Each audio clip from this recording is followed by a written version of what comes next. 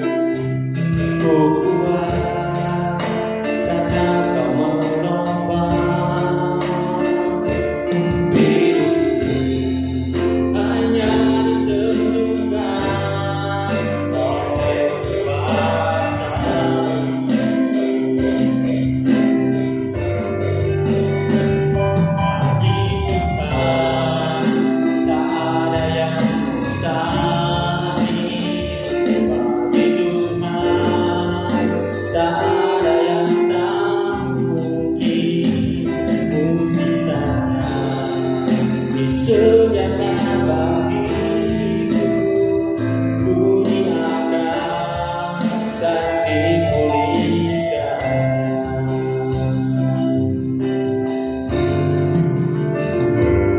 Ku yakin saat Kau berfirman, ku menang saat Kau bertindak. Hidupku hanya ditentukan oleh perkataanmu.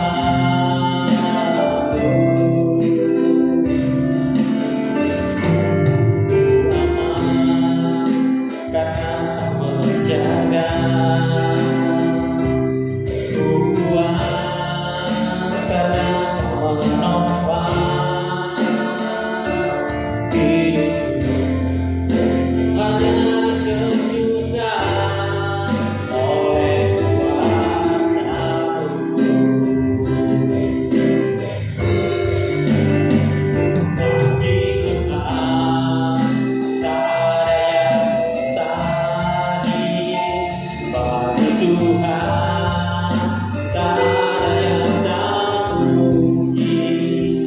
Mukjizatnya disediakan bagiku, ku diangkat dan dipulihkannya.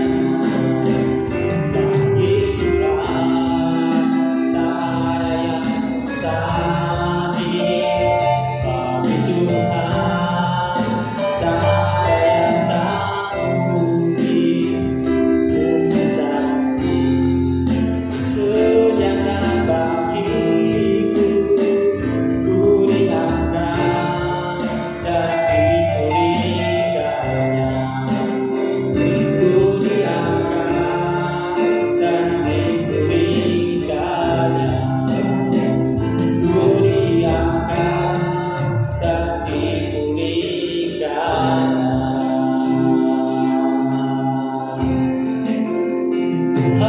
Haleluya. Yesus Tuhan, tiada yang mustahil bagimu.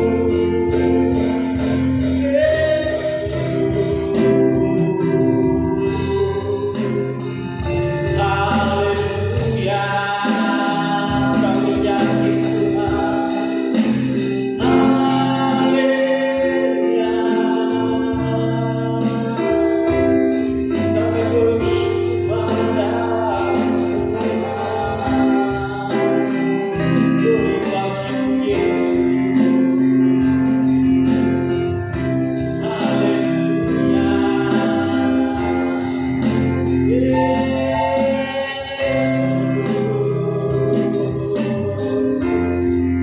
Kami bersyukur padamu Tuhan.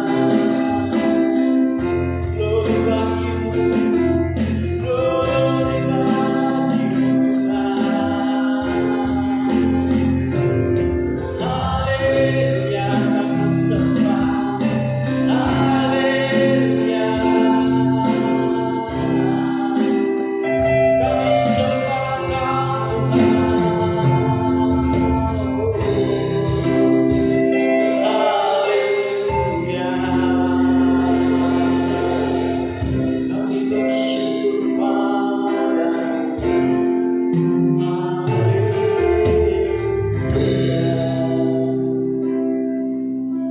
Untuk selanjutnya saya serahkan sama hambanya yang menyampaikan kebenaran firman Tuhan.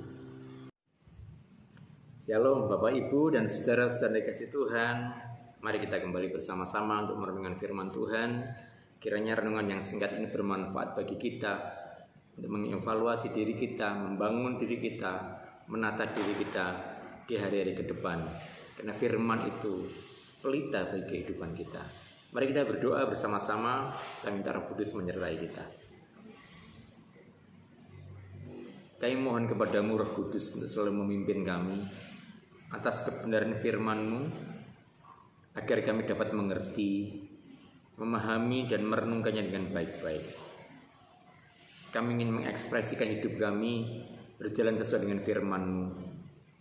Maka kami selalu mohon tuntunan-Mu agar firman-Mu terus melembangkan hidup kami, menjadi pelita dalam kehidupan kami, agar kami tidak menyimpang ke kiri ataupun ke kanan, bahkan kami tidak berpikir sesuatu hanya sekedar keputusan kami sendiri tanpa melibatkan firman-Mu.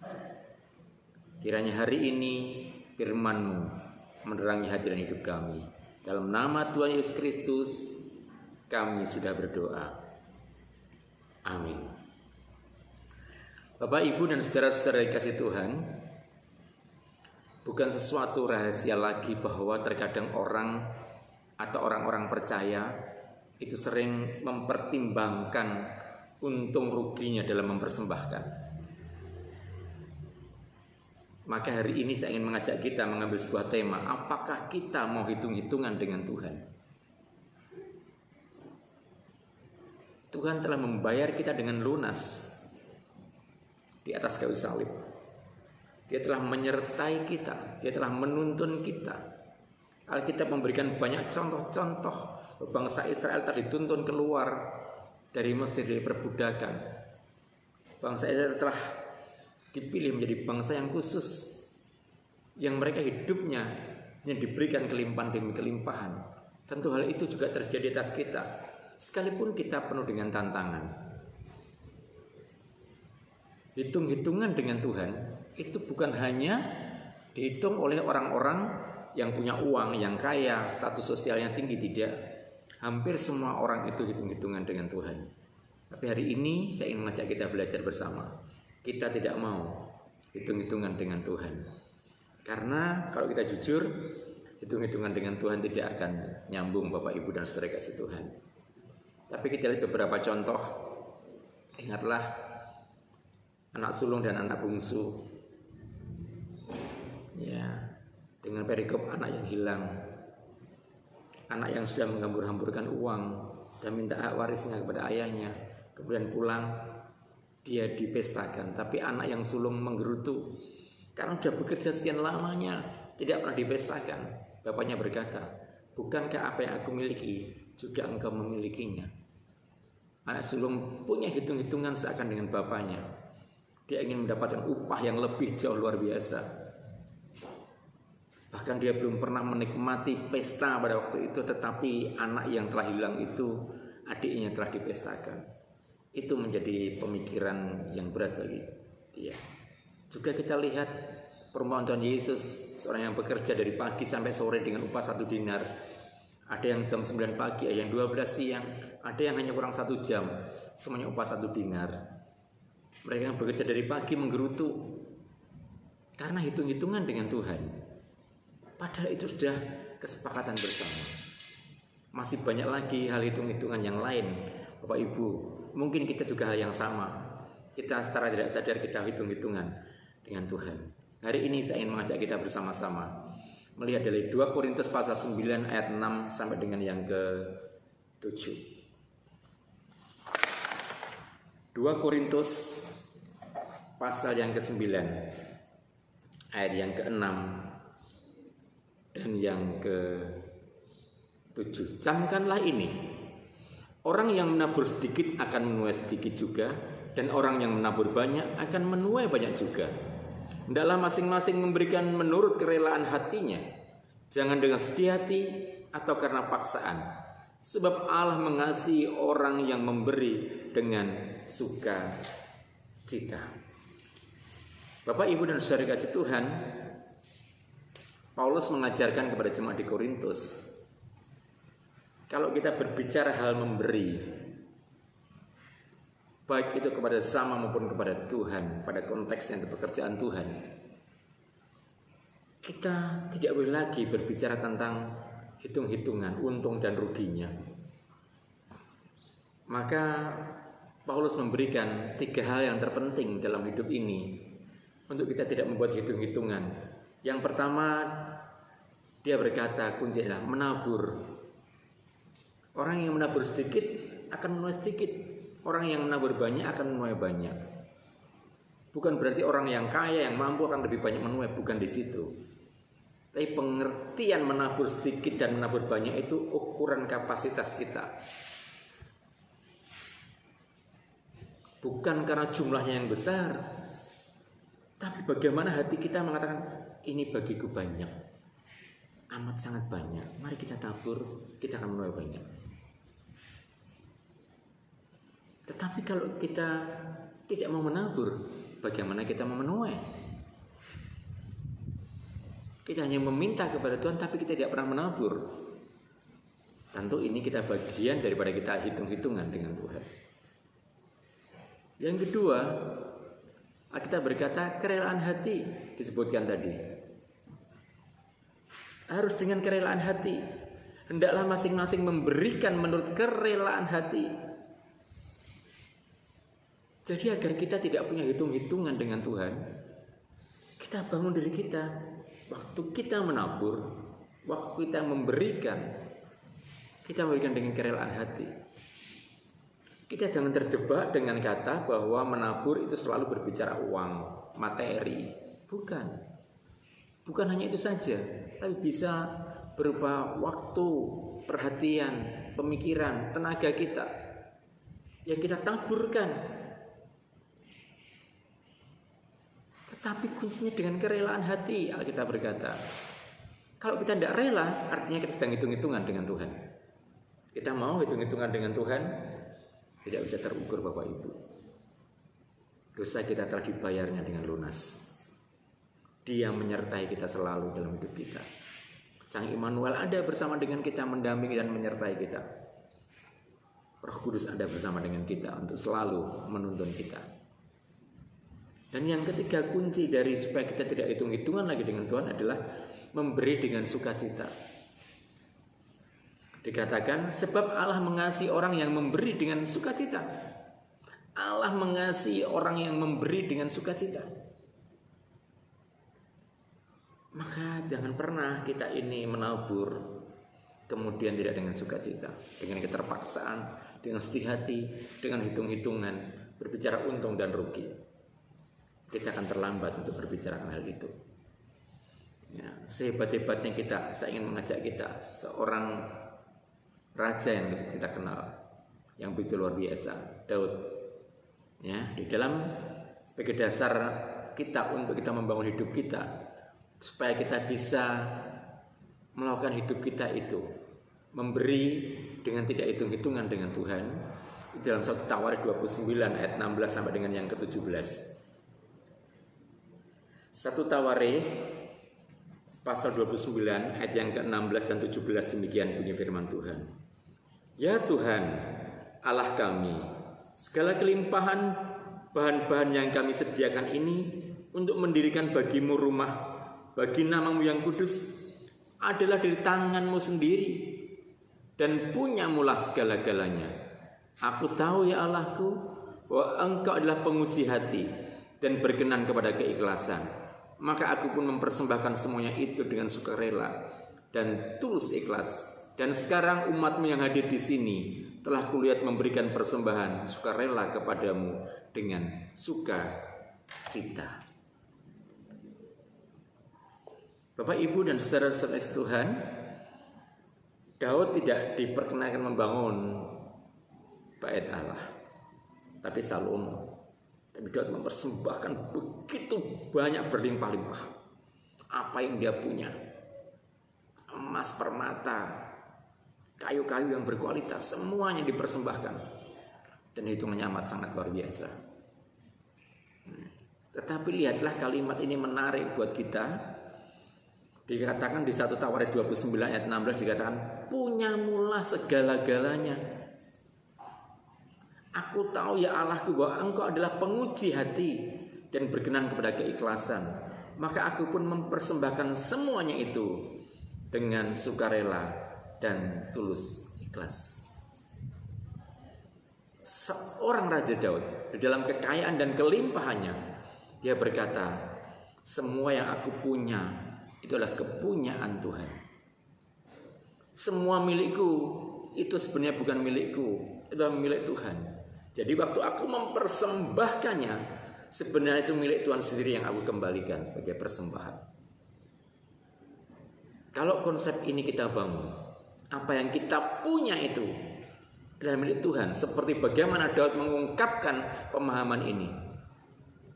Betapa luar biasa.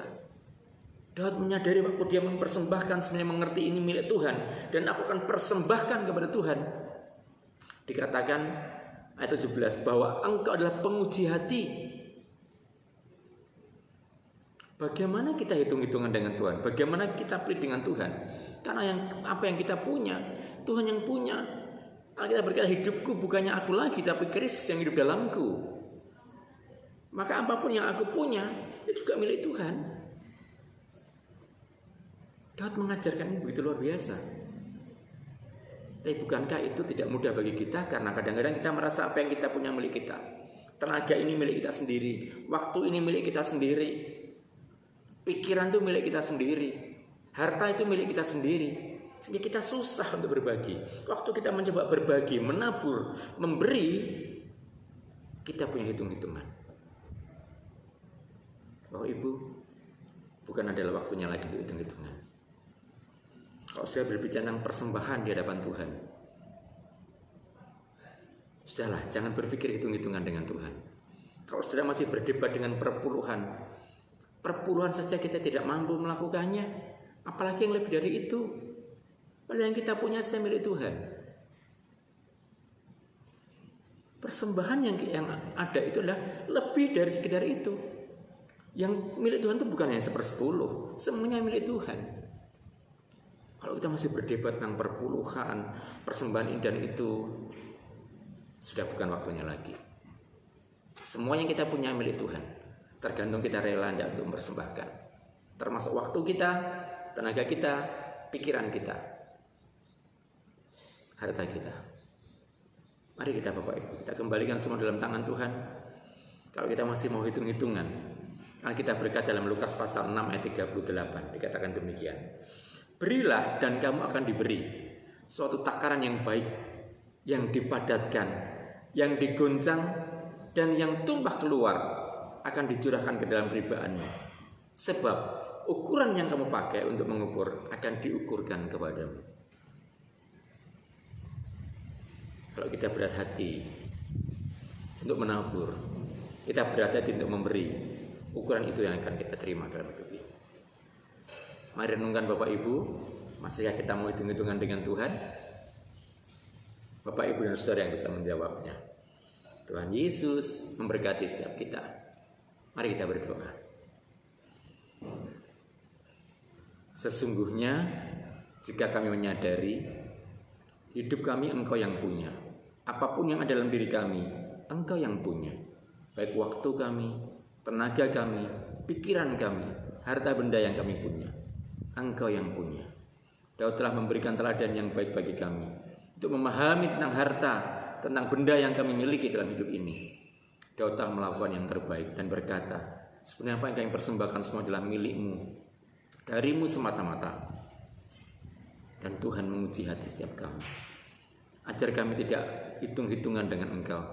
Ajar kami memahami hidup kami telah Kau bayar lunas, sehingga Engkau memberikan jalan bagi kami untuk layak kami masuk dalam kerajaan surga. Maka tidak pantas kami punya hitung-hitungan dengan Engkau. Kami memberikan persembahan hidup kami di hadapan-Mu ya Tuhan. Inilah hidup kami yang terbaik di hadapan-Mu. Kami tidak lagi berbicara tentang persepuluhan dan yang lainnya, karena kami tahu semua milik-Mu. Hanya kami merelakan persembahan hidup kami di hadapan-Mu. Engkau Tuhan yang tahu hati kami. Terima kasih Bapa. Dalam nama Tuhan Yesus Kristus kami berdoa dan kami percaya. Mulai sekarang kami tidak hitung-hitungan dengan Engkau, baik waktu, tenaga, pikiran, maupun harta kami. Terima kasih Bapa, dalam nama Tuhan Yesus Kristus kami berdoa. Amin. Mari kita akhiri, mohon berkat-Nya. Berbahagialah Bapak Ibu saudara sekalian yang mau mendengarkan firman Tuhan, merenungkannya serta melakukannya dalam kehidupan hari lepas hari. Seperti pohon yang ditanam di tepi aliran air, yang menghasilkan buah pada musimnya dan yang tidak pernah layu daunnya. Apa saja yang diperbuatnya berhasil. Maka diberkatilah Bapak Ibu saudara sekalian mulai sekarang sampai selama-lamanya dalam nama Bapa, Putra dan Roh Kudus. Amin. Tuhan Yesus memberkati.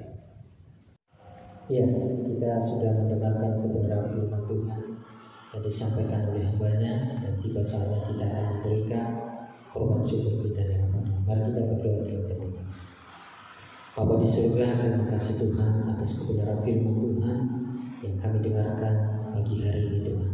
Biarlah Engkau yang berkarya dalam kehidupan kami Tuhan, terlebih hamba yang menyampaikan kebenaran kepada Tuhan.